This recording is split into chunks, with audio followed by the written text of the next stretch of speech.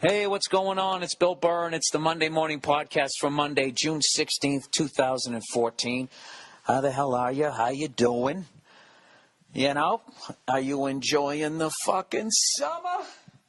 When does this summer start officially? I know it's June 20-something, I'll tell you, but with that global warming, it's kind of hard to tell.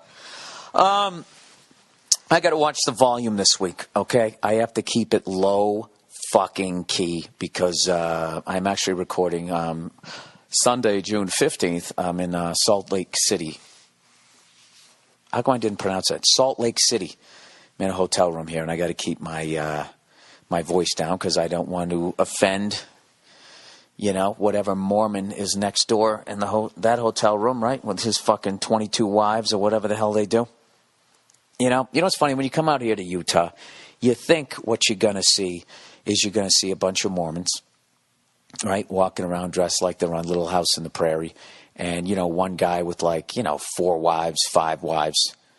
And I don't know how many times I've been out to Utah, but it finally dawned on me that if you have 5 wives, okay, and you know each one of them wants to have 2 kids. The average woman wants a couple of kids, right? I'd like a boy and a girl, one of each.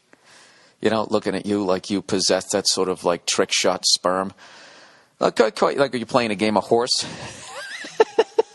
All right, you got to make the shot from over here and over here. One of each.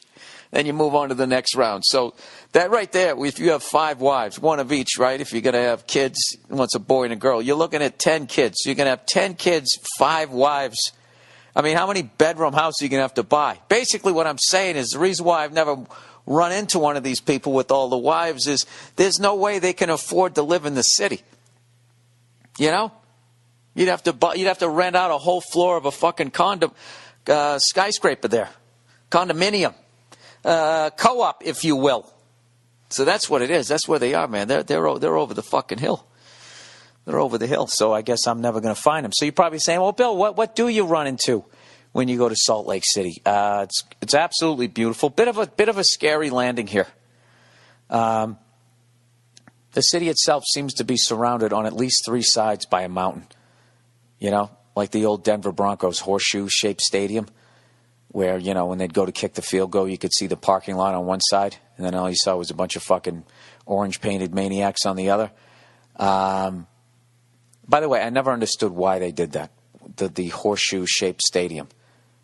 I just always struck me as such a half-assed job, where it's just like, why don't you just finish the fucking thing? Or just keep bleachers on both sides. Have it be symmetrical. I actually know somebody who builds a lot of shit, and he sucks at it. He's good at it, but he sucks at it. He wants to do everything himself. I'm protecting the identity of this person, but the dude redid his fucking kitchen, and I walked in, and I'm eyeballing the cabinets, and you can see clearly one of the cabinets is like 1/8 of an inch or 1/2 an inch. It just looks weird. You can tell that it's longer than the other one, and the guy's like, I don't like symmetry. I'm not into symmetry. I'm thinking in my head, who's not into symmetry? I can see in landscaping it doesn't look natural if everything's symmetrical on both sides. I get that. But when you're building something, to say you're not into symmetry isn't, for all my construction fans out, people in the construction arts, isn't what that person's really saying that they don't like to measure, or they don't like to go back and fix their mistakes, so they just sort of plow ahead. That's basically what this fucking thing looked like. And all I'm thinking is, okay, if that's what the cabinets look like, what does the electrical look like? And I immediately wanted to get the fuck out of there. But anyways, let me back up for a second here. So when you come out here to Utah, so they got I think it feels like it's surrounded on at least 2 sides. All right? Like that Winnipeg football stadium that I saw that I guess they're going to tear down, where they had bleachers on both sides, nothing in either end zone. And it just looked cold as fuck if you went to the game. So it's, and especially this time of year when it starts to get hot out.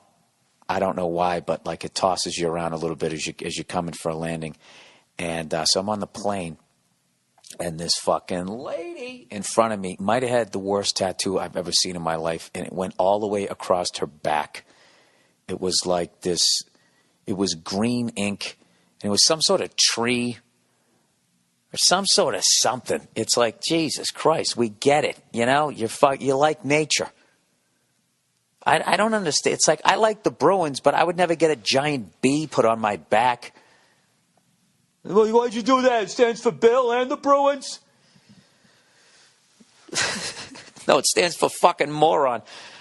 It was just a horribly, like, my parents left when I was 4 years old, just drawn like, my buddy who sells meth, did this tattoo. And I've noticed that there are a lot of tattoos out here, a lot of bad fucking tattoos. So if you're on that show, what is it, Fix My Tattoo, Tattoo Mistakes, whatever the hell it is, that one where you guys always draw all the flowers over Yosemite Sam, fucking Daffy Duck in the ass, whatever somebody decided to get on their butt cheek, right?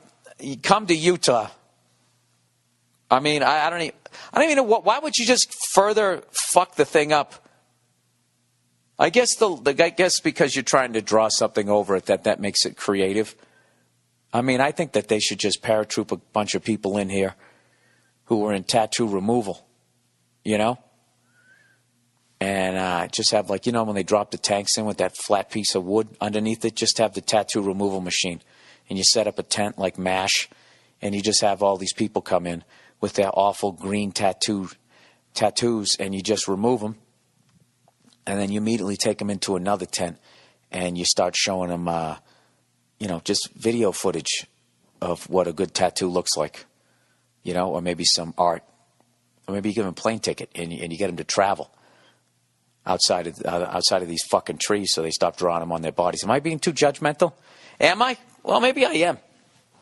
I don't know. You know what this is? This really has nothing to do with the fucking 2 women that I saw in Utah with those tattoos. So I judge all fucking, 500,000 women that live in the greater Salt Lake City area. It has really nothing to do with it. It has to do with the fact that I am taping a stand-up special, this Friday night in Atlanta at the Tabernacle Theater, 2 shows.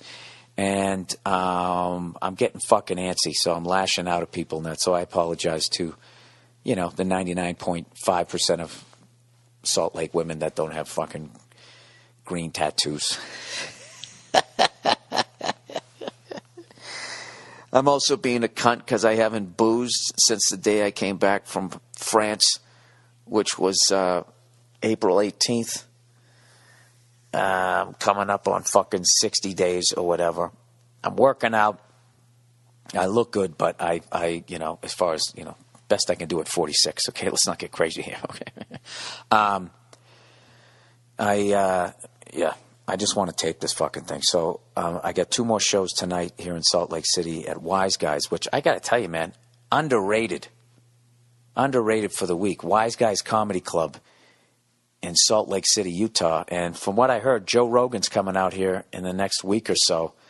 I guess Dave Attell was out here and went on Rogan's podcast. And Joe's great podcast, and Dave was raving about this place. So Joe called up the next day, and I guess he got a booking out here. And so I don't know, man. I can see why Dave Attell was raving about it. It's perfect. If I can say, it's a fucking perfect comedy club. The ceiling is at the exact height, the way people are seated around you, the way they drop the checks. The whole fucking thing is just great. If I was actually going to design a comedy club, did you just ask that from your fucking elliptical machine? You know what I would do? I would do everything that they got there at Wise Guys. The only thing I would change, I would design it where the green room is right off the stage. That way, if it was a mean crowd and maybe you almost got into a physical confrontation with somebody, you have the option of not having to walk the gauntlet and go through the crowd. You can just step right off stage and you're right into the green room. Much like the Punchline in Atlanta, which is great. Although you can't lock the door as far as I know. But it's still nice. There used to be a comedy club in New York City called Comics. And that thing was a fucking fortress. I guess you could run through the curtain. But even then, there was a door down the end of the hall. You walked off stage and you stepped down, and immediately you were in a hallway. If you went to the right, you could go out and say hello to the crowd, or you could go to the left and you could disappear into the green room. And, this week I haven't been coming out after shows just because, I got my special coming up, and, you go out and you shake a bunch of hands. God knows people did God knows what is all over their fucking hands after you shake a bunch of hands, and I can't be getting sick this week. So whatever. That's what I've been doing this week. Been eating as perfect as I know how to eat. As I know. That's the key thing, is I know how to eat, because I've only partially read up on nutrition. But I'm trying to go veggie the whole time I'm out here. And eat a bunch of beans and all that fucking shit. I got to tell you, here's my pet peeve about veggie restaurants. Two things. One, when you look up vegetarian restaurants, the amount of times that it comes up with, like, I guess, I actually explained this to me. Why do I always get like Chinese restaurants and Thai food restaurants? And to me, it's like, okay, I get that there's no meat in that dish, but this salt is through the fucking roof. And don't get me wrong, I love Thai food. All right? Chinese food, I don't know. All right? Chinese food's a little shady in my book. But like, I like eating. That's that shit you eat, when you just like, let's just fucking, who gives a fuck? Let's eat this food, It's like when I asked the fucking Siri there, robot lady there on my phone, and I said, vegetarian restaurant, Salt Lake City. Like, all of a sudden, all these Chinese and Thai restaurants come up, and it's just like, can't you tell I'm trying to eat healthy? I don't eat a bunch of fucking noodles with salt poured all over it. That's not what the fuck I'm trying to do. I'm trying to get down to my fighting weight here. So anyway, then I had to go in like vegan restaurants, that type of thing. Here's my pet peeve with vegan fucking restaurants. The goddamn things have weird hours. All right? There's two of them within walking distance of my hotel, and neither one of them is open. It's Sunday. Neither one of them's open. Every fucking burger joint from here to fucking Colorado Springs is open. These goddamn vegan restaurants. How come they're not open on Sundays? And you know what a lot of carnivores would say? It's because they're too weak. They can't. They need to rest on Sunday. Can't fucking. Yeah. Nothing gives you less energy than eating in a healthy way.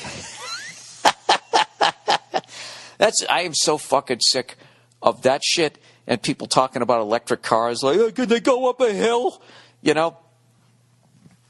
That's why I'm starting to pull away from the whole conspiracy theory thing. I think the whole thing just works itself, because there's just enough people out there that don't know shit, myself included. Jesus Christ, I'm top 10 on that list, and it's really not like a group of people living under a mountain. It's just a bunch of mouth-breathing morons, or not even people who just don't fucking know anything. Like I've been talking about how I want to learn how to fly a helicopter, and people keep saying, you don't want to do that, man. Those things are falling out of the sky all the time. Really? All the time? And everybody's okay with that? Just every other, Mary can't come into work today. Yeah, helicopter fell out of the fucking sky. Did it happen to her again? I mean, don't get me wrong, it fucking happens. It happened in Scotland this past year. One fell on a bar. Horrible story. But I mean, obviously, shit happens. Okay? Shit happens. Shit happens on the ground, too. How many times a day do people step on a rake? Right? Does that mean you leave the leaves out there and burn up your grass? I don't think it does. Dude, if the fucking engine cuts out, that's it. You're fucking done. You just drop like a stone. No, you don't. You don't. Jesus fucking Christ. Look it up. Just look it up, all right? You fucking auto-rotate. Like I'm saying that like I know how to do it. Although I have watched people on YouTube do it. It's pretty fucking impressive. But whatever. My brain is all over the fucking place this week. I can't stand the weight the week of to do my special. All right, I am ready right now. I'm actually sitting here in my boxes and my T-shirt, and I am ready to throw in some slacks and a shirt. And if I walked out my hotel room and they just passed me a mic and I began my special, nothing would make me happier. All right, it's like I just want to get out there and fucking do this goddamn thing, because the second it's over, old fucking Redface is on vacation. I'm on vacation, everybody, for the first time ever. I'm basically taking the summer off. I got a couple of gigs here or there, but I'm dialing it back. You know, and by taking off the summer, I mean I'm not going to be jumping on a bunch of airplanes. I'm going to be, of course, in the comedy clubs out here in L.A. trying to build up my next hour before my next special comes out. But I'm going to be sleeping in my own bed. I'm going to be getting drunk in my own house. I'm going to be putting on all the weight that I took off from my special in neighborhood restaurants. I'm going to have a great time. Become an old Billy Fatface again. You know, right now I'm Malaria William. Now, don't get too skinny. I love when people say that to you. Don't get too fucking skinny. It's like if I lifted up my shirt and you saw the horror show that's underneath it, you're just used to me being really out of shape. Now I'm only kind of out of shape, all right? But believe me, Calvin Klein will not be calling me ever. You understand? Which really disappoints me, because I think it's about time they did a spread of a 46-year-old redheaded male, shirtless, okay? So if they're listening, all right, I'm throwing my fucking hat in the ring. How bad would this stock plunge? You never know, because I used to watch that Top Model show with Nia. You know, I mean, I got to find a middle ground. So it's like, if you're going to watch some reality, at least I can look at some, you know, beautiful 9-foot women walking around with a look on their face like, you know, somebody peed in their okra, right? And so many of them, they had beautiful bodies, but their faces, they were fucking weird. So I finally said to Nia, I'm like, you know, what the fuck is why? What is with her fucking? She looks like she put on an astronaut helmet that was too small, you know, and she left it on for like 24 hours, and they just popped the thing off right now, you know. And she's just like, well, you know, Tyra she likes them. She thinks they should be a little weird looking. And I was just like, what? Why is that? So she doesn't feel intimidated, you know? What's her problem? She's been on the cover of Sports Illustrated. Was she trying to help other people because people used to make fun of her forehead? You know? I love that people made fun of Tyra Banks' forehead, you know? Like if she came walking up to you, right? Doing that thing where one leg's stepping over the other leg for some dumb reason. You know something? I have to be honest with you. No matter how good a woman looked, if they came walking up to me like that, doing the stepping over each other foot, every other foot, whatever the fuck I'm trying to say, right over left, left over right, with that look on their face, with their hair blowing, that's supposed to look so amazing. If that actually happened to me in real life, I would be sitting there looking at them. Do you guys ever see Young Frankenstein? You know, you remember when Gene Wilder's going, "It's alive, it is alive," you know? And Frankenstein's just kind of sitting there looking at him like, the fuck is wrong with this dude? That's how I would be looking at him. I'm not saying, you know, that they're not beautiful, but whatever. I'm fucking making too many left turns here. I don't even know how I got to this. I was talking about weird looking. Oh, yeah. So I'm weird looking. I'm a weird looking fucker. Who knows? Maybe it could happen. I don't know. Does that work? Yeah, I guess it does work. I was thinking maybe it wouldn't work. Are women into weird-looking guys? And not from my experience. No, I'm kidding. I was kidding. Who? You know, what are they into? They want security. And that translates to money, because that's how the fucking world works. So are they really whores? I don't know. When we return. All right, I'm going to pause here now. I actually don't have my advertising, so I'm going to have to record it later and drop it in. So right now I have to pause, so I have a place to fucking edit this into. All right?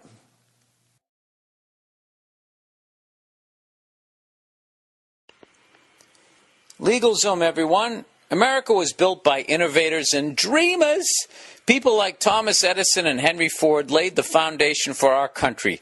These days, it's the inventors and the entrepreneurs all around us, like you, that keep our country running by fueling the job market and economy. This month, LegalZoom celebrates innovation by helping you launch your dream.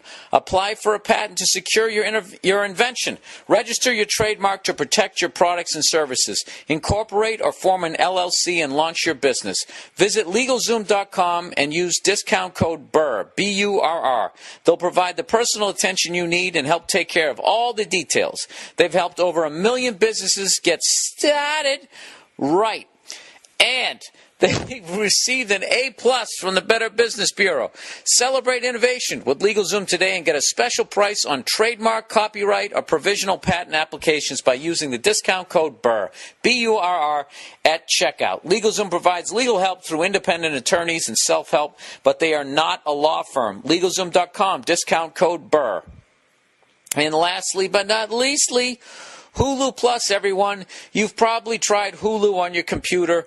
Hulu Plus is so much more. With Hulu Plus, you can watch current seasons, episodes of your favorite shows like Modern Family, The Daily Show, and Scandal, and watch every episode of shows like Nashville, Lost, and Doctor Who.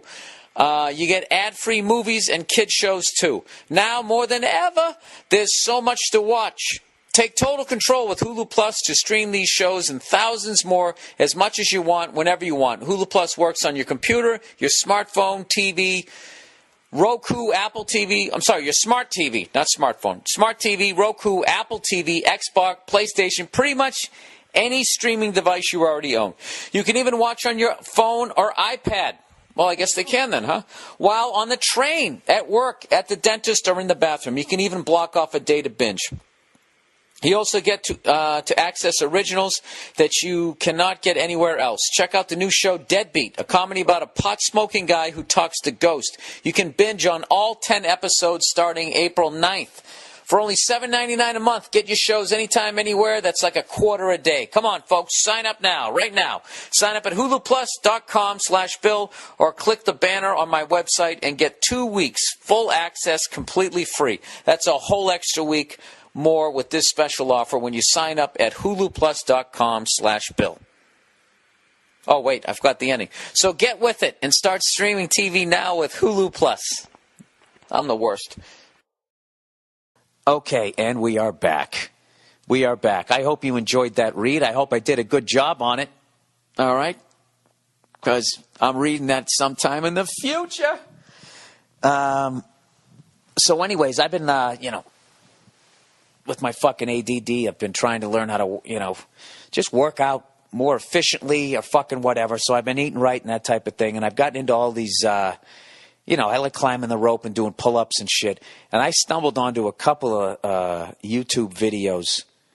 Of course, I don't have them up here, but I'll definitely send the links to Andrew to have them up here. A couple of these home gyms you could have in the garage. And one, it's actually part one. It's a 3-part series where this guy teaches you how to do a muscle up, which is basically, if you ever saw somebody do the pull up and they basically go past their chin up to their chest and then basically get to the point where they do a dip at the top of the bar, the other half of a dip, because you don't have to go down because I just explained that in a completely confusing way. You know what I mean? You shoot past the bar and then you push yourself up with your arms. So your arms are then straight at the top of the bar. And I remember the first time I tried to do that. If you could have listened to do you remember when, what's his face, William Wallace was getting his entrails yanked out? Okay, do you remember that noise Mel Gibson was making? If you could fucking take that audio and then turn it up to, when they do the Chipmunks holiday records, that's what I sounded like when I tried to do one. Aside from the fact that I completely lacked the strength, my technique, I didn't understand that very little of it is your arms going past that bar. And I'm not even going to try to begin to explain. I will. I'm supposed to be funny on this. Why don't I try to explain it? It's basically you're coming up, when you're pulling yourself up, you sort of explode up, and you got your legs are a little bit in front of you. And then right as you got your chest up to the bar, you do a quick sit-up in the air. I swear to God, which causes your legs to swing down down past you like a fucking pendulum, and you actually roll up onto the bar. So it's your abs sitting up, and then your legs swinging out from underneath you that gets you up over the bar, and then your arms are in position to then push yourself up. And it's like, oh, that's why I was fucking up. So I figure if I just, train doing that for 2 months over the summer, trying to get my technique down, right? And then I somehow, jump into the cocoon pool, I had to be able to do it by 2016. What do you think? Maybe do the human flag, one of those fucking things. I'm just fascinated with people that have that kind of strength. And I found, I don't know, you just click on that, then the other things that they suggest. I clicked on like 5 others, and all of a sudden I was watching these guys climbing what was considered the hardest rock face to climb in the world.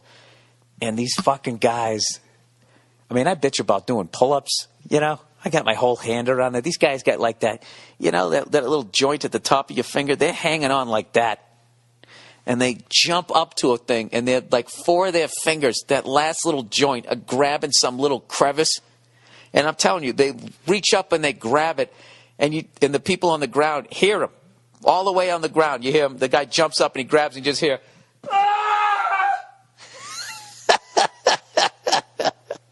They do that the whole fucking way up. They got a grip called the pinch grip. Just imagine holding a dictionary, a really thick book, right? And you just sort of would hold it straight down, on either side of it. You're just holding it by the binding. Yeah, like that kind of a grip, like the lobster grip. And the thing is like, it's faced up and down. What's the fucking word? Perpendicular? I have no idea. It looks like a nose coming out of the fucking cliff, and they jump up and grab one of those and then just pinch with their fucking hand. And then they got one little toe and a crack below it, just holding that.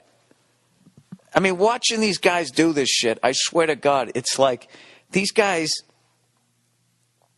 I mean, I don't know, like, if you ever had them in prison, it's like, how long could you keep them in prison?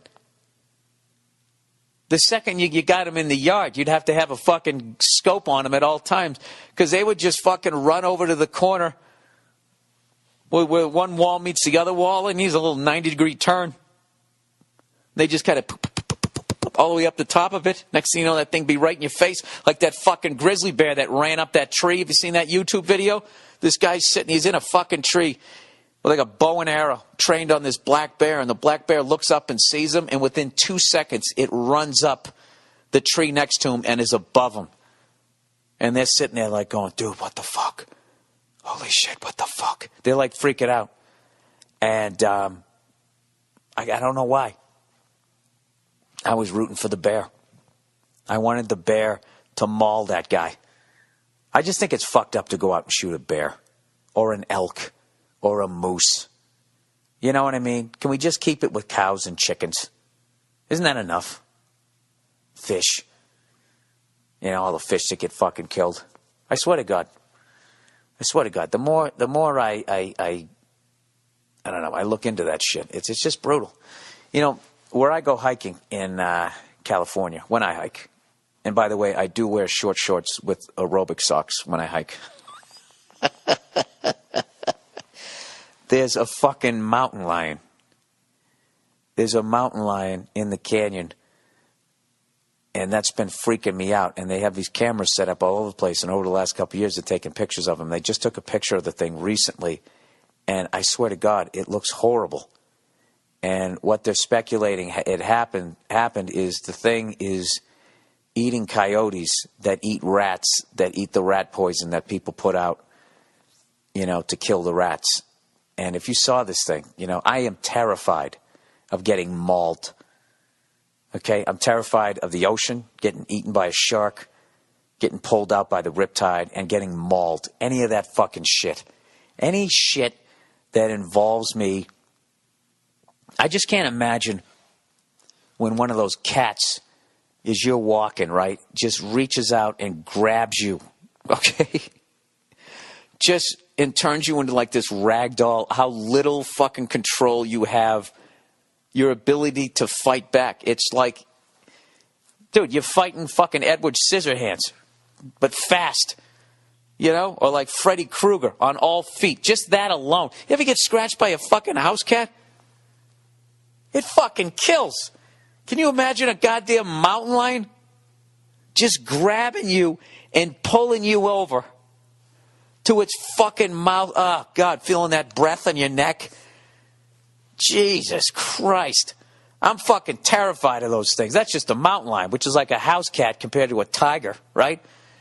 So, but I saw the thing's face. It's just like, that's terrible. It's fucking terrible, man. So, I don't know. I'm not trying to get all PETA on you here. I know what I'm talking about. I'm all over the fucking place this week. So anyways, I really want to get you guys those clips because there's 3 clips I want to show you that have really inspired me to try and get back and, you know, I don't know. If you just stop walking around with this 15 pounds of pizza and beer weight, I'm just fucking sick of it. You know, I've knocked off like half of it. I just don't understand how far down I got to go to have a flat stomach again. You can't even do it. Once you get that fucking belly, it's just over. You try to fucking lose the weight and you just lose muscle. And no matter, you can eat a whole goddamn chicken. Somehow your fucking arms are going to shrink and your belly's just going to be sitting there laughing at you, jiggling, you know? You know, it's funny. I actually got a fucking email this week. And I know you guys are thinking, Jesus, Bill, you have major body issues. Yeah, I do. Well, you know what? Why don't you get on fucking Comedy Central's Premium Blend? Why don't you do that and then get yourself a fucking Twitter account? Let me tell you what kind of body images you're going to have. People aren't exactly nice to you. They start off nice. Hey, really funny shit. But what's the deal with, and then you end up getting like, oh, fuck, I never even noticed that about myself. So anyways, here's somebody says, fat shaming. Bonjour, Guillaume. French for William. All right, I actually knew that one. Je m'appelle Guillaume. Raymond. I am a longtime listener, and I love the show. I am a big guy, and fat shaming works. It really works. Last September, I was sneaking a pizza in my car while listening to the show, and you had another rant about fat people, and you basically described exactly what I was doing, like you were somehow watching me eat. It made me laugh uncontrollably, and I decided to get serious about losing weight. I quit boozing, which is something your show inspired me to do, and ate healthy and exercised twice a day.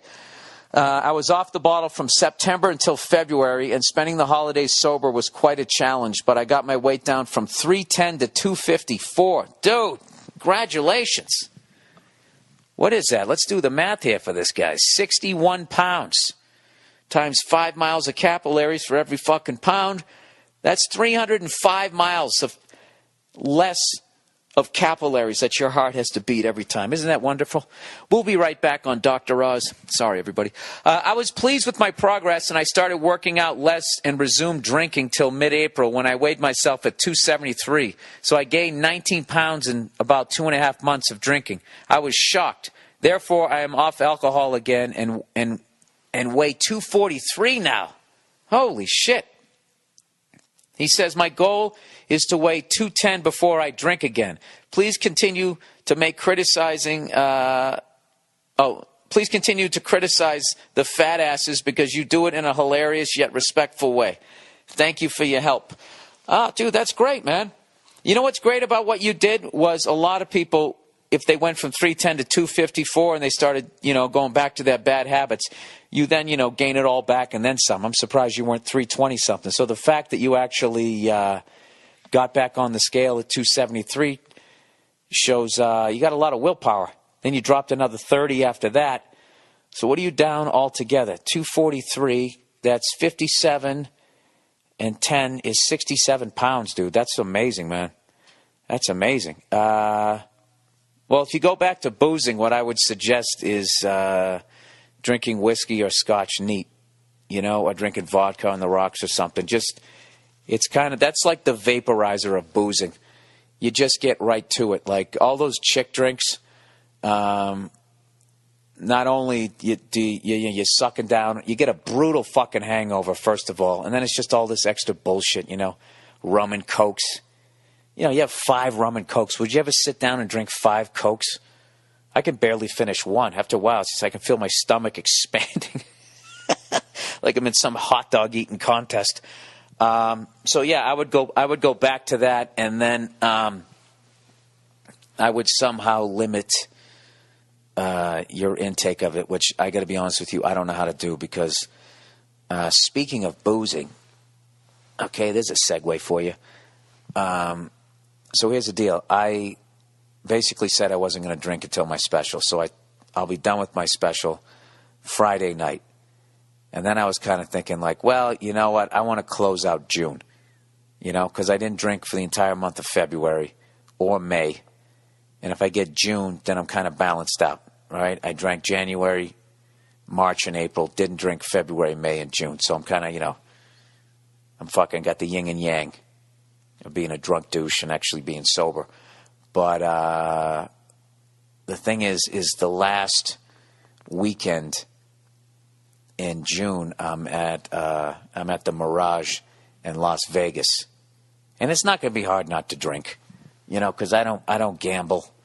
You know what I mean? I'm too fucking old to go hang out and do that type of shit. If I'm going to booze, I would just go back and drink by myself in the hotel room, which is I'm not going to do. However, excuse me, I had to take a drink of water there. Coincidentally, and I don't know how this happened, the All In Tour, starring Joe Bartnick, Jason Lawhead, and Paul, don't say I'm from New Jersey, Versey, is going to be there on the Sunday night. I'm there Friday and Saturday. I can't fucking believe it. They're going to be right across the street. So what am I supposed to do? What am I supposed to do? What? I'm not going to hang out with them? And you know what's funny? That's going to be like June 28th or 29th. And what am I going to do? I got to do it. So I'm going to go over there. And I'll tell you what's funny is I've been dying for some Miller High Life. There's something about the bottle. I don't even think the beer tastes that good. It's just the best bottle ever. Looks like a fucking lady. And there's a part of me to relate to you, sir. I don't want to go back. I miss it, man. I fucking love drinking, but I like how I feel not drinking. But I don't know, man. As I said to Verzi before, whatever the fuck I said about the devil in me, the devil is rearing his fucking ugly head. I can't remember what the fuck I said to him, but I feel it. Like I need to. What I'm hoping to do is just get absolutely plastered with them, and then immediately go back to sort of not being an idiot, and then actually doing these workouts that I was telling you guys about. And you might think I'm obsessed with this stuff, but I am. I mean, who wants to be a fat fuck? Nobody. Don't you want to be in good? Of course you do. All right, I don't need to get into this shit with you guys. You're a bunch of adults. Yeah, I fat shame myself all the fucking time, and it fucking works. All right, well, let's get beyond this. Let's move in a different direction. Let's read another. Wait, before we do that, I haven't even talked about anything. How about let's talk a little bit of hockey. All right? First and foremost, all crown the LA Kings. The Kings claim the crown. Second time in 3 years. You know what's weird? Is I thought the Blackhawks were going to win it, and they were going to say that they were going to be a dynasty. Okay? If they won 3, because that would have been 2010, 2014, 13, 2014. So they would have won 3 in 5 years. And they're saying how competitive with all the free agent signings and all that bullshit. 3 in 5 years would now be considered a dynasty. So guess who's in line for next year? The unthinkable, the LA Kings. A couple years ago, well, actually more than that, 4 fucking years ago, the LA King fan base was thinking, are we ever going to fucking win one? I bet if you talk to their fan base, they were probably going like, dude, I just want to see them win it once. They just win it once in my lifetime. I am going to be happy, yada, yada, yada, yada. And here we are, 4 or 5 short years later. If they win it again next year, that would be, let's see, they would want it in 2012. Then Chicago, 14, 15. They would have won 3 in 4 years. Well, they gave the Patriots a dynasty, so that would definitely be considered a dynasty. Isn't that unbelievable? What a fucking team. You know, and I also got to say hats off to the Rangers because everybody thought like the East was a lot weaker than they were. And despite the fact that they lost in 5 games, I mean, 3 of those Ranger losses were in overtime. I definitely think the Kings were clearly the better team, but just being a Bruins fan, I was happy that the East, we didn't get absolutely shelled. The only tough game it was, if you're a Ranger fan, to watch was that game, Game 3 when they lost 3-0, where they really just got shut down. And Game 4 I missed because I was working. I think that's when the Rangers won 2-1. But whatever, man. It was great. It's a great season. And Jim Rome actually tweeted something where he said, I retweeted it, something to the effect that once again the NHL playoffs just show, just saying that basically that they were the best playoffs. Now, I'm not going to be someone who says that. I mean, I think they are, but I understand if it's not your sport. But I'm telling you, it's fucking insane. But however, I have also been watching the NBA Finals, and I actually watched both conference finals, and I've been enjoying that too. And how about them Spurs looking to close it out? I mean, you guys know whether they did or not. I won't know because it's the fucking afternoon here. By the time I post this, I don't know. Who the fuck knows? All I know is it's been amazing to watch the Spurs. Fucking great team. How about that Leonard kid? Jesus Christ. You know what I like about him? The one clip that I saw, he shows up to the arena looking like he's going to go play basketball, as opposed to everybody else who, for some reason, show up like they're going to fucking foreclose on somebody's house. Why do they wear the suits? It's like, if you're going to wear the suits, then you ought to do it like, Walt Frazier. And I'm using that reference because I actually, I'm going to get a little Hollywood on you, but I'm doing it because I'm promoting a friend of mine's new documentary.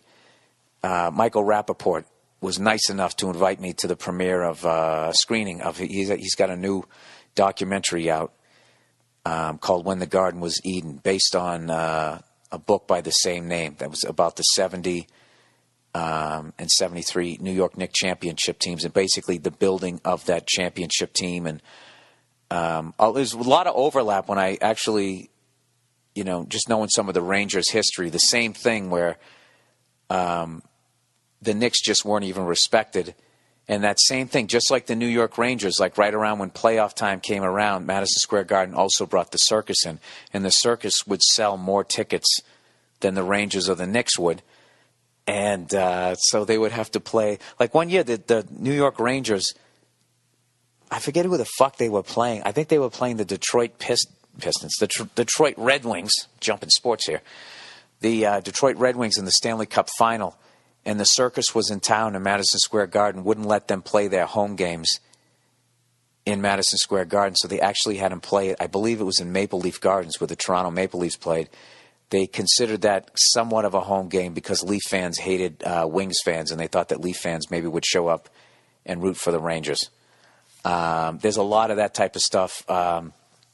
You really should see it if you get a chance. I don't know. I don't have a premiere date yet, but I'm going to try to get him on the podcast again. Longtime listeners remember his only visit to the podcast where he trashed me for the Giants beating the Patriots in the Super Bowl and all. New York fans, of course, enjoyed that. Go fuck yourselves. But it's a fucking amazing documentary. And one of the funniest things about it, without giving anything away, is listening to Rappaport trying to bait these guys into trashing Boston and their fans. It's fucking hilarious. So definitely check it out. It's going to be on. He did it. It was one of those ESPN. I don't know, 30 for 30, 60 for 60. I don't know what the hell it is, but it's amazing. It's called When the Garden Was Eden. All right. Am I whoring out enough things this week? How about this? I got another one for you that I actually watched. Downloaded legally. Paid my $5. I watched David Spade's new stand-up special called My Fake Problems. Definitely check that one out. What I loved about it was I actually, it's still his, classic David Spade, but I felt it was really personal stuff. It's easily his best special he's ever put out. So if you're a fan of his or a new fan or a curious fan, it was definitely worth the $5. And that's one of my bucket list things. I want to see that guy live at some point. But anyways, let's get back to the podcast here. What else? What else have I been doing here? Been watching some World Cup soccer. My fucking TV just went out in the hotel room, so I was watching France. They were up 3-0, 3-0, however the fuck you say 0. And I don't know. I get into the World Cup. I think it's fucking awesome, and I do think soccer is a beautiful sport. I just don't understand why my complaint that I've always had with that fucking sport. I don't give a shit about the lack of goals. Shit, I watch hockey. I still understand. I think it's awesome. I just don't understand why every fucking 2 minutes somebody collapses to the ground like they blew out their ACL, and all they did was get kicked in the shin, and they have a shin guard there. Now, I'm not saying that I wouldn't collapse to the ground, but I'm not a professional athlete. You watch the fucking UFC, those fucking maniacs kick the other fighter with that part of their leg. Now, I know they come in at an angle, but it's still their shin. Now, if they can toughen their leg up to do that, you know, I don't understand why these guys... Can you make the fucking guard go all the way around their leg so we can keep the movement going? So I don't know. I mean, I don't know. My idea of watching a sport is not every 2 minutes I see a grown fucking man in the fetal position with a look on his face like he's going to start crying, and then somebody comes running up to another player, gets right in his face like he's going to punch him, and you're like, oh, great, there's going to be a fight. And then he takes out this yellow card and sticks it up in the air like he's in some Benny Hill sketch. Other than that, I love it. The scarves, the singing, people going absolutely fucking nuts when they score. I enjoy all of that. So I'll continue watching it. And this year's actually great, too, now that they got it away from those crazy horns, whatever the fucking those things were called. Oh, Jesus, who the fuck's calling me now, huh? Who is this? Oh, Jesus. Hang on. The lovely Nia, everybody. Nia, I'm recording my podcast. Can I call you right back? Okay, sweetie. All right. Anyways, where are we here? 43 minutes in. I could tell by the way she said okay that I need to talk to her. She's like, okay. Oh, Jesus. All right. What was I talking? World Cup soccer. So I have no idea who's going to win that. All I know is I think that, I think I've watched enough soccer to know that, the United States is definitely, without a doubt, going to make the finals this year. If not win the whole fucking thing. Okay? Look, I know they're not going to win it, but I want them to win it so bad because it would piss off the world on 2 levels. One, everybody fucking hates us, so they're not going to enjoy us actually winning a true world championship where everybody was invited and we were the best. And then secondly, when like 40 people show up to the parade, here in the United States, just to watch everybody having to wait another 4 years to wait for their team to win it and just see that we won something that we don't even give a fuck about, right? Like some hot chick that gets a fucking, a Bentley for her fucking 16th birthday. Oh my God, why did you get that color? I guess it's okay. That would be us if we ever won the fucking World Cup. And I want it to happen. I really do. Anyways, the same way I wanted my team to draft Michael Sam, and I wanted him to absolutely dominate because on 2 levels it would annoy fans. One, that someone on my team was dominating their team, and then 2, all the homophobes would be upset that this gay guy was just wreaking havoc. All right. Oh, speaking of soccer, Dear Billy World Class. Actually, I got to pause here to read some more fucking, to read some more fucking advertising. This is the last little group here.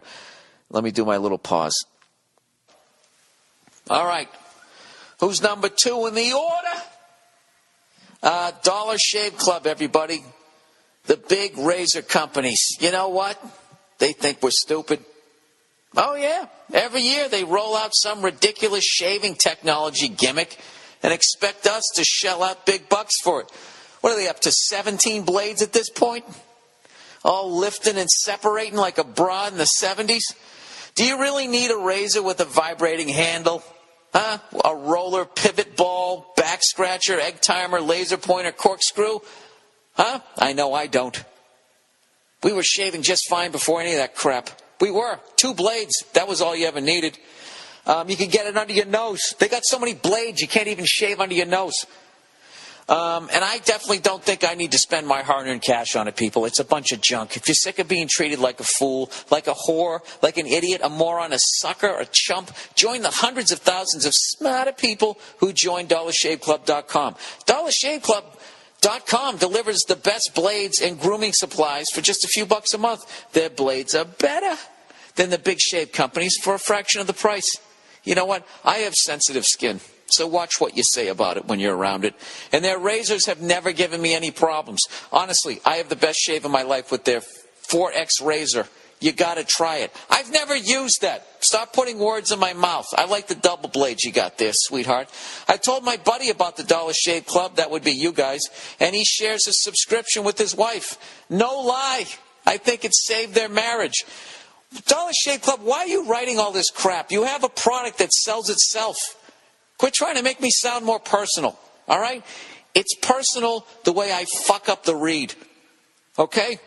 My listeners can get started now at DollarShaveClub.com/Burr. And don't forget, next week is fucking Father's Day. Upgrade Pop Shave with a Dollar Shave Club gift card, because he shouldn't have to pay more for his ridiculous shaving gimmicks either. Stop getting ripped off by the big shaving companies. Join DollarShaveClub.com/Burr. Shave Club. What? Oh, they wrote it 3 times in a row with no punctuation. DollarShaveClub.com/Burr. Then it says ShaveClub.com/Burr. I don't even understand what it is. DollarShaveClub.com/Burr. That's what it is. BURR. Okay? It's legitimate. We don't need any bells and whistles on this thing. Just join it, okay? Unless you want to keep getting screwed.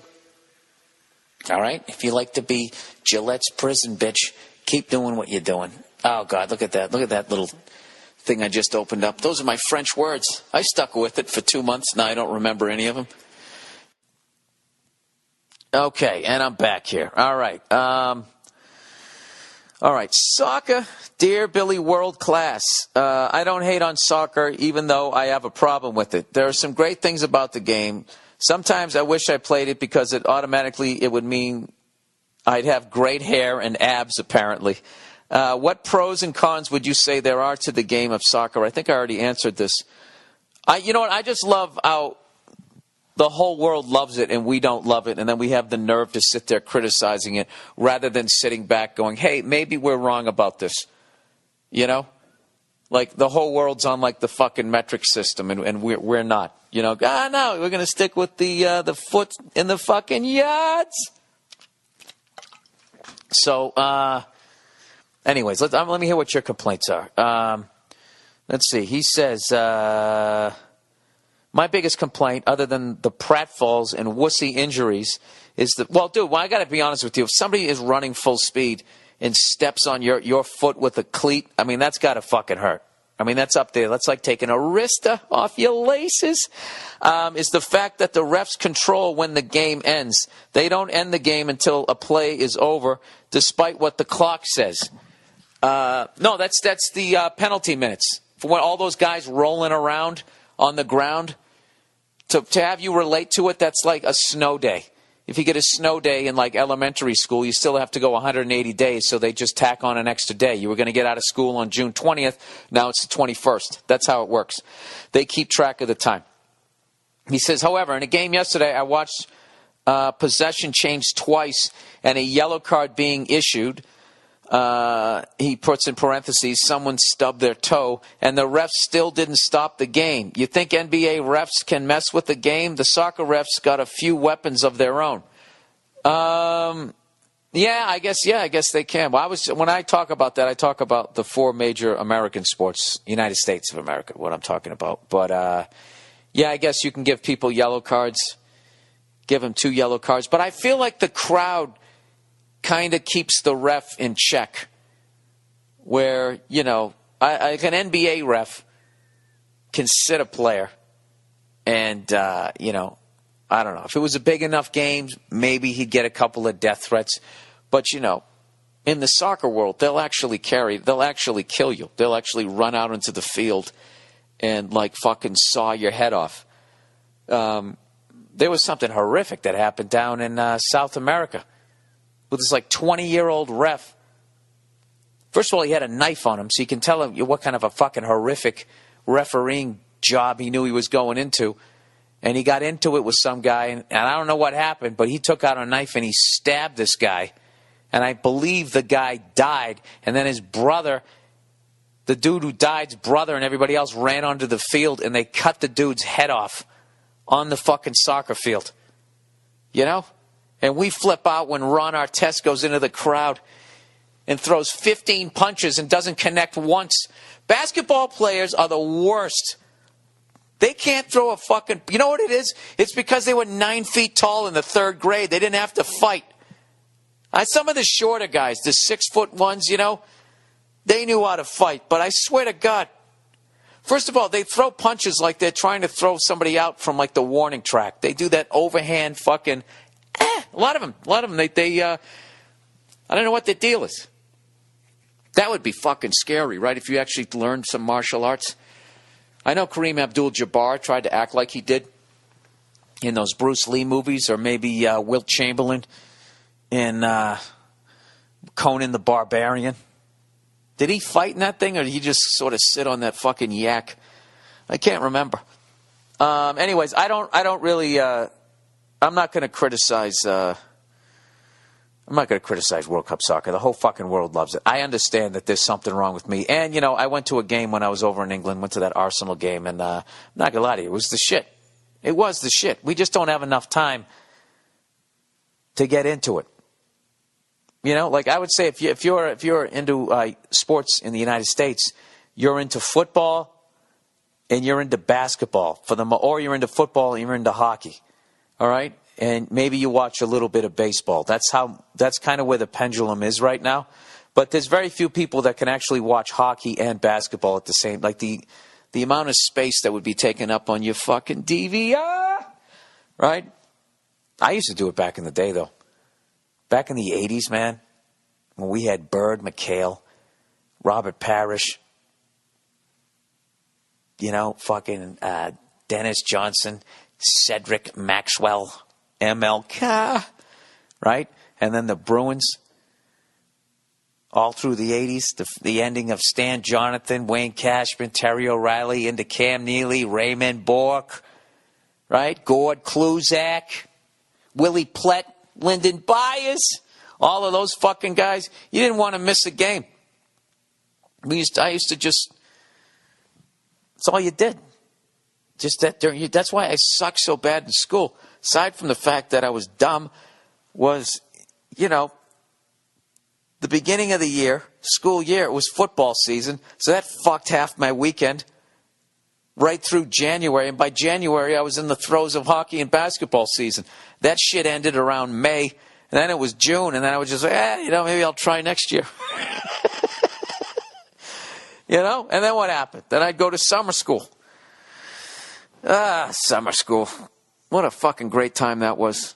Once you just got past the fact that you were still going to school, what you realized that you were now into this, you boiled, like, it's like when you reduce something by heating it up, and they boiled off all the fucking nerds, all the people that applied themselves, and what you were left with was this high concentration of class clowns and absolute psychos, and it was the best fucking... It was like going to a goddamn comedy camp. And where I went to summer school, it was like 3 towns. So you met these class clowns from 3 different towns. And everybody kind of had their own fucking style. And you had to up your game. I know I've told these stories before. They were just... time the guy poured the Coke out on the guy mowing the lawn during the break, and we all ran and we sat down, and then our fucking teacher came in who was wearing Bermuda shorts. I swear to God, I think they were pink. He starts the lesson, and all of a sudden the guy who was mowing the lawn comes in. He had on a white T-shirt, and the Coke had made brown stains all over the front of it. And he just comes barging in, and the fucking Bermuda short teacher looks at him like, what the fuck? He goes, hang on a second. And he walks all the way to the back of the class, and he sticks his fucking... He had a square and rectangle head all at the same time, like a Fred Flintstone head. He sticks it sideways through, those school windows, and then looks down and he sees the puddle of Coke right underneath the window. And he's like, yeah, this is it. Which one of you threw the Coke out at me? And we're all just laughing our ass off. And then, the kid who did it admits it. He doesn't give a fuck. He's not afraid of the principal. He's on a first-name basis with the guy. And it was just like, it was a great time. Other than losing your summer, But who's kidding who? I'm a redhead. What was I going to be out there sunbathing? All right, continuing on. All right, this is somebody talking about last week. Daughter or gay son whore question from last week. Dear Billy, friend of gay. I'm a gay male and a listener. Most of the issues that come up in everyday life pertaining to the gay community are overblown. I came out in the early 90s. I was a bit more emotional and defensive about things back then because the climate was very aggressive towards gays. The truth is, we have come a really, really long way. It doesn't mean that the prejudice is gone, but it's a place where the general consciousness of the country is in a much healthier place. Last week, Rita asked which you'd have, a whore of a daughter or a gay son. Let me start off by saying that I love Nia, and I can see why you do as well. Sometimes I think she is a bit hard on the listeners and quick to label them as cavemen. I got to tell you this. For you and everybody else who thinks she's too harsh on you guys, just know this. She's not talking to you guys. All right? She's talking to me. Because she knows how I am, and she knows what the fuck I say. And this is what you got to understand. She lives with me. So when I shut the mic off or whatever, when I come home from a comedy club, she hears the shit that I say. And I'm just like you guys. I say all kinds of shit that I've actually had a real job. I'd have to issue some sort of fucking apology. You know what I mean? Because I'm a human being. And I'm a moron. So what she does is she thinks she knows all the shit that I say. Most of which ends up going to the stage. I usually end up taking to the stage because she gets so mad at me. And you know what one of them was? This is actually a great story. Sorry, guys. I'm fucking in this high altitude, and I just worked out, and I keep getting fucking dry mouth here. I know it's disgusting to listen to me drink here. I'm sorry. All right, here's a classic one. That bit I did about Rihanna, about saying, I'm not condoning what the guy did and blah blah blah blah, but I was basically speculating what happened. What happened in the car before that shit went down. I can't remember how the fucking bit went. So I'm sitting there, and I say that shit, and she just goes, "Don't even fucking say it." Because right when the story came out, she was doing that shit. When somebody's so mad at you, they can't even look at you. She was putting her index finger up, going hang on a second. And she was just sort of looking up with her eyes closed. Don't even say it. Don't even fucking say. And I just start laughing. And I of course, you tell a comedian, don't say it. They're going to fucking say it. It's like that Mr. Saturday Night scene, Billy Crystal. When he does that, what's with your fucking hair? When they said don't say it, then you got to say it. So I said whatever the fuck I said, and then she got so mad at me or whatever. And then we had a giant debate about it. Surprise, surprise. And then a week later, completely unprovoked, my mother-in-law was over, and that story came up again. And she goes, that's terrible, but I got to admit, I wonder what she said. And I start laughing, and Nia's just like, Mom! And I felt totally justified. And whatever, that ended up being that bit or whatever. So, getting back to what you're saying, she's not calling the listeners cavemen. So don't label them as cavemen. She's really talking to me. Because she thinks I'm a moron. And then she thinks on the podcast that I am a Pied Piper for morons. She doesn't understand that the amount of people that listen to this just to listen to how dumb I am. And laugh and feel better about themselves, or maybe get fat shamed. Anyways, back to the question at hand here. He said, however, it is her opinion, and I've never thought her wrong for it. This guy's being very diplomatic. In this case, though, she was way off the mark. There was nothing discriminatory about the question. In fact, it was the exact opposite. It was, oh man, I wish she was here for this. It was inclusive and represented the types of thoughts a man having a son could have. Raising alarm the way she did sensationalizes some issues that don't even exist. We do not have chronic problems of wondering which sex we'd rather have be a whore. The fact that the question was intended to be humorous, which she did acknowledge, put it in a category of even less offensiveness. You of her have made many jokes about a million things, and implying this is off limits victimizes the sexual habits of either sex. Her intent was righteous, but it's this irresponsible alarming of any issue that makes it harder for a gay boy to be thought of equally, and also makes it harder for a straight person to become comfortable with issues pertaining to sexual orientation. P.S. You look better with a beard.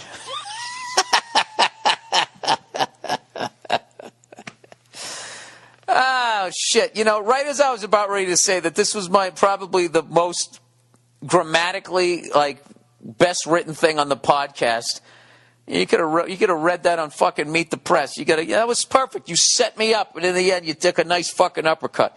I like having a beard. I also like being clean shaven. So, I'm sorry. You're just going to have to keep looking at that poster of me above your bed, sir. Okay? Because I'm going clean shaven here for a while. All right? Hear that? Clean shaven. All right. Fat shaming. Oh, I already read that one. What are we up to here? Oh, we're up to an hour. Graffiti. Hey, Billy Coppercrotch. Gee, look at that. Just taking fucking rights and lefts here. Is this any way to treat your host? I invite you over for free. I help you with your commute. And here you do fucking trashing my pubes over there. First off, I'd like to say I'm a huge fan of the podcast. Oh, I know how this goes. Yeah, butter me up so then I put my guard down and then you fucking trash my fucking, I don't know what, my giant forehead. He said, always hilarious and even insightful at times. Oh, look at that. Even dummies right every once in a while. Gets me through the long commute to college every day. He said, Jesus Christ, this kid's 18 years old. Oh, it's even insightful. You little cunt. He said, I'm an 18-year-old from Providence, Rhode Island. I've drank there. I've been into art ever since I can remember. I love all forms of it, except those dumb-ass sculptures that look like some moron welded a couple of scraps of junkyard metal together in a pathetic attempt at being creative. But the one form of visual expression that has always been my heart and personal passion is graffiti. Oh, man, the question got cut off. Wait a second. I got it right here. Hold on. As a graffiti writer, I am very aware that many people despise what we do, consider it pointless, ugly, detrimental to society, as well as childish. Yet I have been utterly curious to know what your opinion/position of our art form is. Be it negative or positive, I'd be ecstatic to hear you discuss it on the podcast for a bit. Best wishes to the lovely Nia and you old cunt. Go fuck yourself. Dude, everybody's trying to steal around this week. I feel like I'm winning, and all of a sudden you fucking Sugar Ray Leonard me here. P.S. You should come perform somewhere in Rhode Island, Connecticut, or Boston soon. Me and my older brother have been dying to see some authentic Billy Boy stand-up, but we lack the finances to travel relatively far from home. Well, I'll be there definitely as I build up my next hour. I haven't been to Boston in, I think it was February of last year, so I'm due. I'm definitely due. All right, so what is my opinion on it? I definitely think it's an art form. I definitely, like any art form, there's some I like more than others. My only complaint is the canvas that you guys use. I respect the ability to, some of the, like someone who actually makes like a painting or something like that is incredible. Just sitting there tagging and writing your name. Then it comes down to how visually, I guess, stimulating it is. But my thing is what kills a lot of it is if you actually spray paint on something that I was already appreciating. And the fact that I know that somebody else owns it and that you just spray paint it all over it. I understand that a lot of that art is this outlaw thing. I mean, I don't give a fuck. Those metal things that they pull down over the doors, those are ugly to look at. So when graffiti artists spray painted them, I thought that those looked better. However, if you come up like where I live, there's these guys, I don't know, this fucking Armenian gang, and they tag shit all the fucking time. And it stinks. It's just black spray paint, and they just spray their fucking thing. It's really dumb. They write danger in one of their things, which is really stupid. And I've told you before that I think Armenians and Russians are the pit bulls of human. Like I would not fuck with either one of them on any goddamn level. However, I will sit there in the safety of this hotel room in the middle of Utah, surrounded by Mormons, and say that's kind of fucking lame to write danger. It's just stupid. Now I'm baiting them to do something dangerous. But yeah, I don't know. I would say it. I've seen documentaries on graffiti artists, and I definitely have an appreciation for it. But I'm happy that they're off the subway trains in New York. I always hated that shit. Then they started scratching up the seats and shit, and it's just like, isn't it awful enough that these things are going to be filthy because so many people are in here? Do you have to fucking ruin it now by scratching up the windows and all this type of shit? And like, I don't, all that bullshit that they say. Well, I guess with some inner city kids, they have this, they feel invisible, and this is their way of what? Fucking ruining property. I don't know. There's got to be a better way to do it. But I have to tell you, out in L.A., there's some amazing, amazing stuff that I have seen. So, I don't know. So I guess, yeah, I do appreciate it. But sometimes, just some of the shit. Like, they got a lot of stuff. L.A. is just classic for just tearing some beautiful old building down and then just sticking up a fucking strip mall. And there's not a lot of stuff like that left. So when there is something like that, some Art Deco looking stuff, and some kid comes up and spray paints all over it, I don't like that. I think it's ugly. I think there was already a piece of art, and then you fucking, like, in a way, it's like you're cock blocking. You're not enhancing it or whatever. I would say that. You know what is funny, though? Is when you see somebody driving down the street in, like, some truck, and there's just fucking graffiti all over it. That always makes me laugh, because I always think about the Griswold family truckster when they pulled in and they went to ask for directions, which was absolutely hilarious. You couldn't do a scene like that now because it would probably be considered too racist or whatever, but it was fucking hilarious. They pull in and they're stealing their hubcaps and all that type of shit and spray painting. It was a Def Jam bit. Like, what's his face? Chevy Chase was the white guy. Hey, how are you? Just trying to get back out on the highway. That type of shit. So, you know what? I forgot to bring up. Here's something else I wanted to show you guys before I get out of here. Is I got a new rear end put in on my truck. I went out to Texas when I hung out with those guys over at Gas Monkey. They were telling me, because I still have that granny transmission in there, and I wanted to keep it, a 3-speed on the column. I just think it's cool as hell to be shifting on the column, and so I didn't want to fuck with the linkage or something like that, where all of a sudden I don't actually, to be honest with you, I don't know if I put a 4th gear, if that means now I got to have it on the floor. It just always seemed it was 4 on the floor, 3 on the tree. So one of the guys over there at Gas Monkey was like, yeah, just throw a new rear end in, because my truck basically redlines at about 50, 55. It doesn't redline, but it's making enough noise where the engine's working too hard, because it's basically designed to just kind of haul shit around on a farm. So whatever. So I put a new rear end. I didn't put a new rear end. Obviously, I had some other guys do it, and it's fucking amazing. It's fucking amazing. And now it's now it can cruise at like 65, which is night and day. 55 to 65. 65, you're cruising at 55, you're actually going to cause an accident. You bump up that extra 10 miles, it's huge. And now, I don't know, I think I kind of got the bug.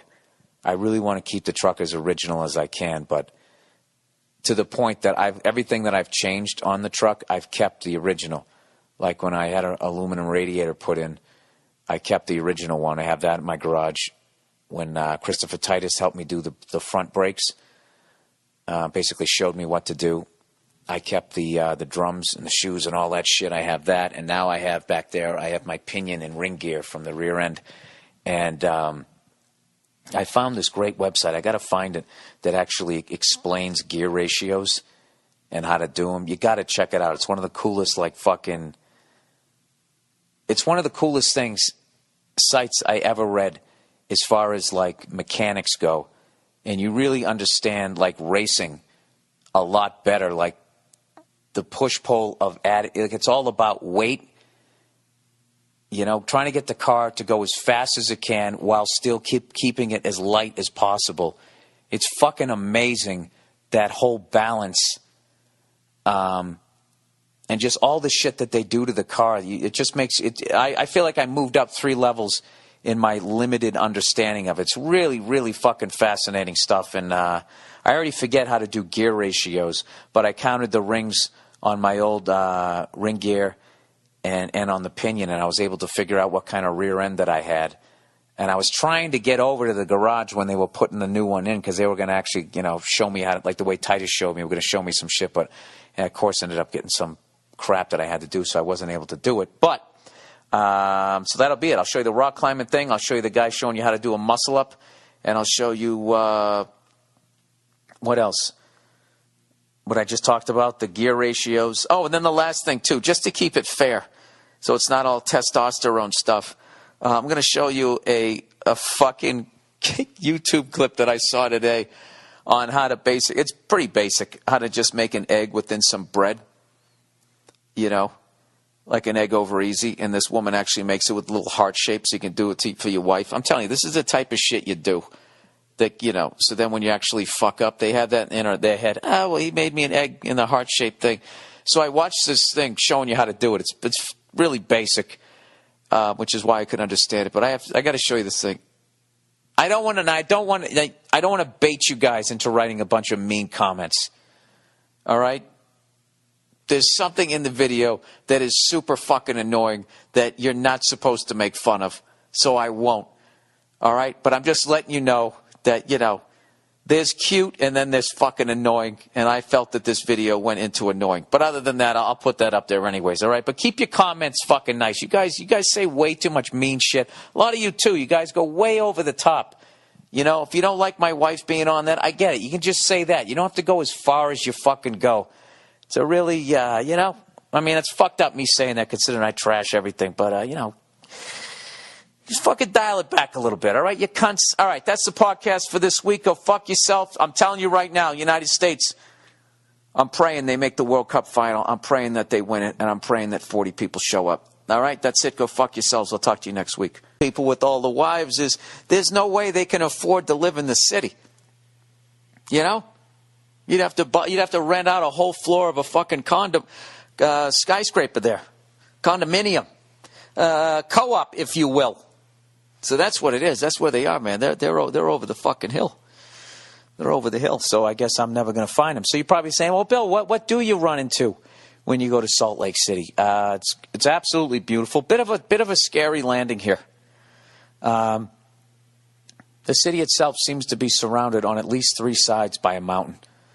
Like the old Denver Broncos horseshoe-shaped stadium, where, when they'd go to kick the field goal, you could see the parking lot on one side, and then all you saw was a bunch of fucking orange-painted maniacs on the other. By the way, I never understood why they did that, the horseshoe-shaped stadium. I just always struck me as such a half-assed job, where it's just like, why don't you just finish the fucking thing? Or just keep bleachers on both sides. Have it be symmetrical.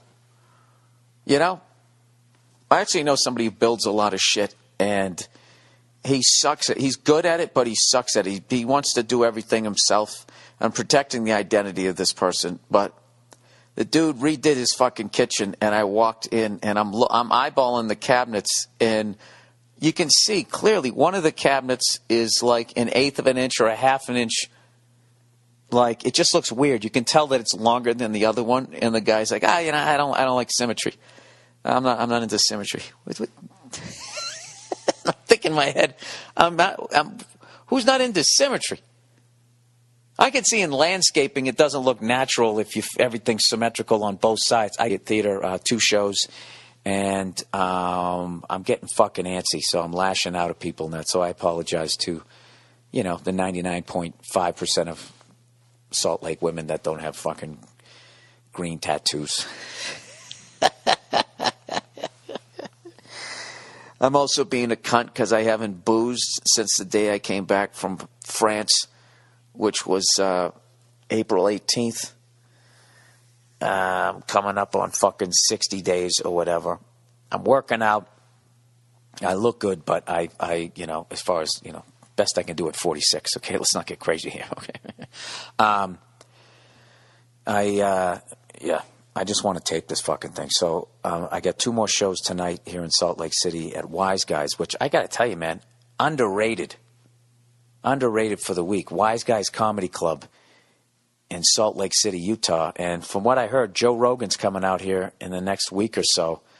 I guess Dave Attell was out here and went on Rogan's podcast, and Joe's great podcast, and Dave was raving about this place. So Joe called up the next day, and I guess he got a booking out here. And so I don't know, man. I can see why Dave Attell was raving about it. It's perfect. If I can say, it's a fucking perfect comedy club. The ceiling is at the exact height, the way people are seated around you, the way they drop the checks, the whole fucking thing is just great. If I was actually going to design a comedy club, did you just ask that from your fucking elliptical machine? You know what I would do? I would do everything that they got there at Wise Guys. The only thing I would change, I would design it with. Hey, what's going on? It's Bill Burr, and it's the Monday Morning Podcast for Monday, June 16th, 2014. How the hell are you? How you doing? Are you enjoying the fucking summer? When does the summer start officially? I know it's June 20-something, I'll tell you, but that global warming is kind of hard to tell. I got to watch the volume this week, okay? I have to keep it low fucking key because I'm actually recording Sunday, June 15th. I'm in Salt Lake City. How come I didn't pronounce that? Salt Lake City. I'm in a hotel room here, and I got to keep my voice down because I don't want to offend, whatever Mormon is next door in that hotel room, right, with his fucking 22 wives or whatever the hell they do. It's funny, when you come out here to Utah, you think what you're going to see is you're going to see a bunch of Mormons, right, walking around dressed like they're on Little House in the Prairie, and, one guy with 4 wives, 5 wives.